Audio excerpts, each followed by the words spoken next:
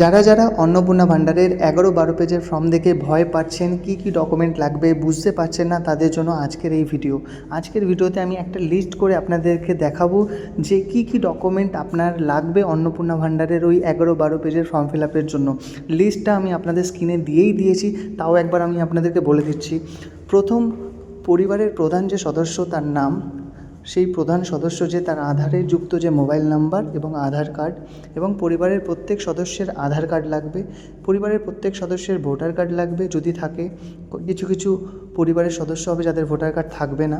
পরিবারের প্রত্যেক সদস্যের রেশন কার্ড যাদের যাদের আছে তাদের, প্রত্যেক সদস্যের প্যান কার্ড যাদের প্যান কার্ড আছে তাদের, পরিবারের প্রত্যেক সদস্যের ডিবিটি লিঙ্কযুক্ত ব্যাঙ্ক অ্যাকাউন্ট যাদের যাদের ব্যাঙ্ক অ্যাকাউন্ট আছে এবং ডিবিটি লিঙ্ক আছে সেই অ্যাকাউন্টটাই আপনাকে দিতে হবে। পরিবারের প্রত্যেক সদস্য যাদের নামে জমি আছে সেই জমির তথ্য দিতে হবে। পরিবারের প্রত্যেক সদস্য যারা এসসি এসটি ওবিসি ক্যাটেগরিতে আসে তাদের সার্টিফিকেট এবং তাদের ডিটেলস দিতে হবে।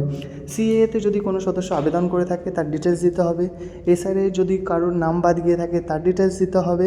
পরিবারের যে সমস্ত বাচ্চারা স্কুলে পড়ছে তাদের স্কুলের বিবরণ এবং সাপোর্টিং ডকুমেন্টস দিতে হবে। এবং পরিবারের যে সমস্ত শিশুরা রয়েছে তাদের যে পোলিও টিকাকরণ তার ডিটেলস দিতে হবে আপনাকে।